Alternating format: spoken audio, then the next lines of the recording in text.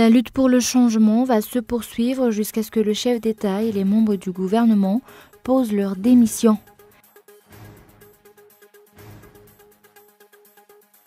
Les députés pour le changement ne comptent plus répondre à la mémoire en défense du chef d'État. C'est ce qu'ils ont annoncé lors du sit-in effectué devant la HCC ce matin. L'Union européenne va contourner les sanctions américaines sur l'Iran. Bruxelles a lancé un processus de blocage qui doit permettre de protéger les entreprises européennes qui commercent avec l'Iran.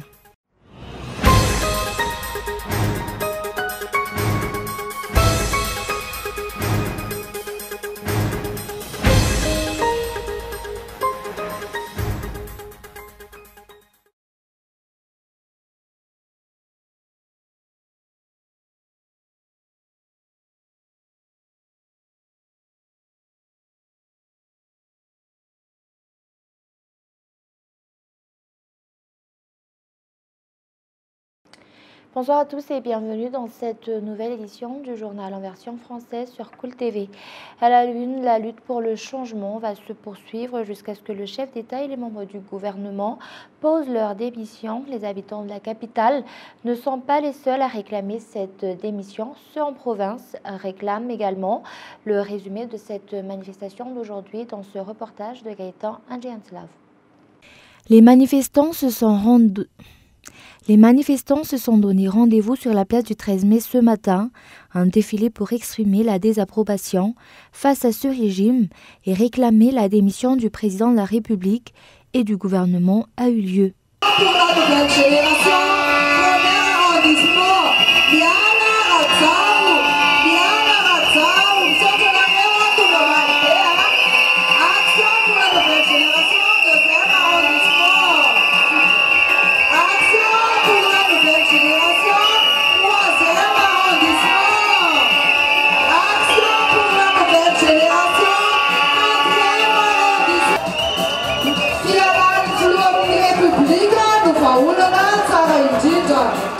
À la suite de cela, les grévistes se sont dirigés vers la Haute Cour constitutionnelle pour réclamer le résultat de la requête déposée par les députés pour le changement.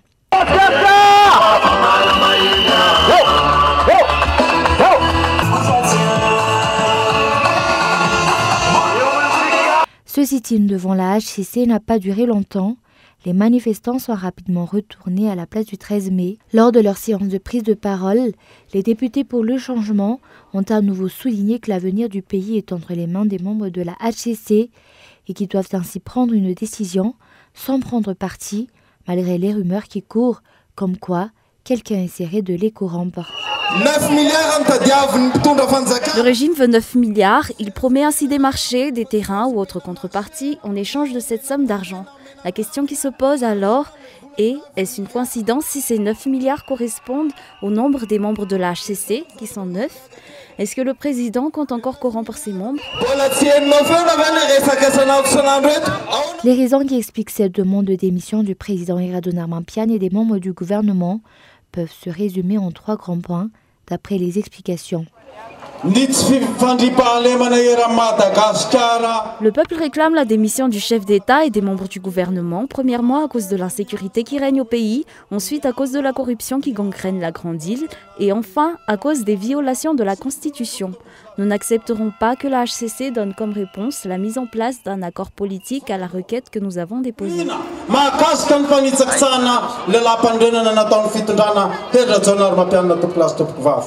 La manifestation va se poursuivre et ne s'arrêtera que lorsque les grévistes obtiendront gain de cause, rappelant que les habitants de la capitale ne sont pas les seuls à réclamer la démission du chef d'État et des membres du gouvernement, mais également les habitants en province, si l'on ne cite que ceux d'Antsran.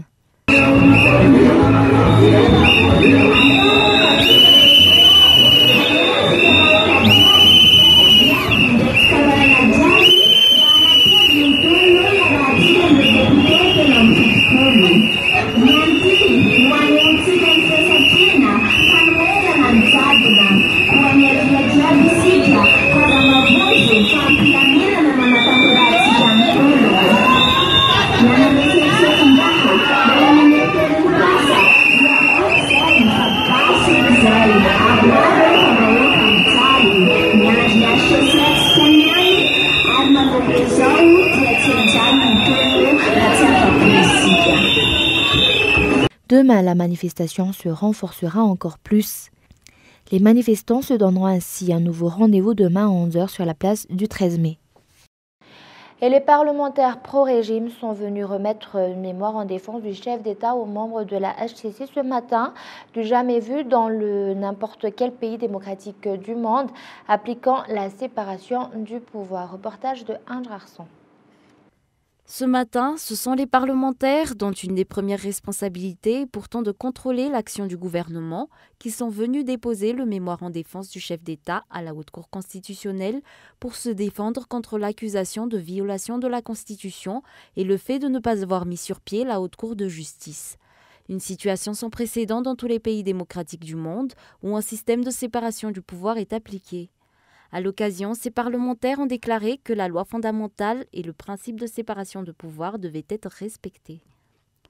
Nous sommes ici pour assister les avocats du chef d'État qui vont déposer un mémoire en défense. Nous, les députés pro-régime, nous tenons à faire passer un message. Il faut respecter la Constitution à la lettre. Il en est de même pour le principe de séparation des pouvoirs. Une déclaration qui soulève de nombreuses questions telles que si ces parlementaires respectent réellement les termes de la Constitution, comment cela se fait-il que tant de dispositions des lois électorales qu'ils ont validées ont été déclarées contraires à la loi fondamentale par la Haute Cour constitutionnelle ? Outre cela, qu'en est-il du respect de l'article 72 qui interdit de changer de groupe politique ou de dévier de la ligne de conduite de son groupe parlementaire, rappelant que lors de la dernière élection de députés, aucun candidat ne s'est présenté sous les couleurs du parti HVM et pourtant aujourd'hui, ce groupe parlementaire existe et ce sont ces députés pro-régime qui ont déposé ce mémoire en défense aujourd'hui. Où est le respect de la séparation des pouvoirs, puisque les parlementaires qui sont censés contrôler le pouvoir exécutif prennent parti pour le régime en place, en amenant eux-mêmes le mémoire en défense du chef d'État accusé d'enfreindre la Constitution. Qui plus est, n'est-ce pas un des sénateurs qui est le principal instigateur des jets de pierre lancés devant le siège du Bureau indépendant anticorruption au début de l'affaire Claudine Razay-Mamoudi ? Toutes ces situations qui démontrent le mépris du régime pour le peuple font partie des raisons qui ont incité la population à se dresser contre ce régime et à réclamer la démission du chef d'État et des membres actuels du gouvernement, ainsi que la mise en place d'une élection anticipée. Mais également, dans l'actualité de ce jour, où est passé le budget consacré à la préparation de la francophonie, se demandent les députés pour le changement. Les infrastructures mises en place sont inutilisables et n'apportent aucun avantage à la population. Reportage. Au cours de ces 4 dernières années, qu'est-ce que le gouvernement a fait de l'argent du contribuable? À l'exemple de l'argent emprunté pour mettre en place toutes les infrastructures qui ont servi à accueillir le sommet de la francophonie. Une somme colossale a été dépensée et pourtant, cela n'a eu aucun impact sur la vie quotidienne de la population. L'entreprise CEIMAD est mise à mal à cause des dettes laissées par le sommet de la francophonie, un sommet qui n'a eu aucun impact positif sur la vie quotidienne de la population, mais qui n'a servi qu'à enrichir une poignée de personnes au sein du régime HVM et de l'entreprise CEIMAD. Un emprunt de 22 milliards de l'État au nom de la CEIMAD a été fait. Outre cela, les budgets de la CEIMAD qui auraient dû être consacrés à autre chose ont également été dépensés pour le sommet de la francophonie. Cette dépense n'est pas transparente et ne correspond pas à la valeur des infrastructures construites. La construction de la plupart de ces infrastructures a été suspendue, ces dernières étant de ce fait actuellement inutilisables. Les dirigeants sont les seuls à avoir tiré profit de ces situations, tandis que les entreprises d'État et le peuple s'appauvrissent. La corruption continue de gangréner la grande île, sans parler des exploitations illicites des ressources naturelles, de l'insécurité et de la cession de terrains aux étrangers. Toutes ces raisons poussent le peuple et les députés pour le changement à réclamer la démission du chef d'État et la mise en place d'une élection anticipée. Et avant de passer aux actualités internationales, une deuxième édition de New Tech Event va avoir lieu les 2, 3 et 4 novembre prochains au gymnase couvert d'Akourjan. Un événement qui vise à faire connaître les nouvelles technologies. Une vente expo et divers concours seront au programme. Outre cela, la 5e édition de la Science Day, un événement pour célébrer et promouvoir la science, se tiendra au mois de juin prochain. Un événement durant lequel un concours pour élaborer des projets novateurs indicateurs se fera. Les gagnants de ce concours seront annoncés en novembre lors du salon New Tech Event. Et place maintenant aux actualités internationales. Un attentat aurait été déjoué en France. Un Égyptien a été arrêté et mis en examen. Reportage de France 24. Les deux hommes d'origine égyptienne ont été interpellés le 11 mai dans le 18e arrondissement de Paris. Repérés depuis le début de l'année, ils étaient discrètement surveillés par les agents du renseignement et semblaient préparer une attaque au poison sur le sol français. Évidemment, on suit un certain nombre de personnes sur des réseaux. Il se trouve qu'eux étaient sur Telegram. Et donc, nous avons pu les déceler ce projet d'attentat et nous avons pu les arrêter. Ils avaient des tutoriels qui indiquaient comment construire effectivement les poisons à base de ricine. À la mi-journée, l'un des suspects a été mis en examen pour association de malfaiteurs à but terroriste et placé en détention provisoire. Il résidait légalement en France. Le second a lui été mis hors de cause et relâché. Il s'agirait du 3e attentat déjoué en France depuis le début de l'année, le 23e depuis 2017 selon Gérard Collomb. Mais le gouvernement reste très critiqué à droite comme à gauche pour son inaction. La semaine dernière, un homme français originaire de Tchétchénie a attaqué des passants au couteau dans le quartier de l'Opéra à Paris, faisant un mort et 5 blessés. Le terroriste présumé était pourtant fiché S. Il faisait l'objet d'une étroite surveillance pour radicalisation.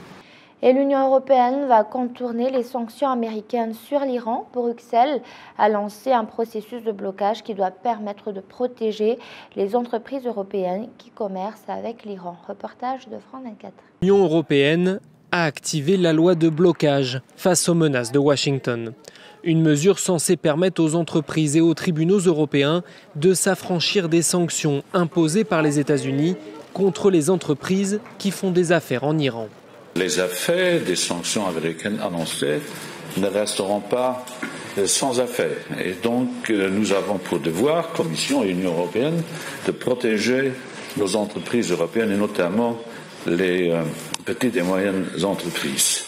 Cette loi de blocage date de 1996. À l'époque, il s'agissait de contourner l'embargo commercial de Washington sur Cuba.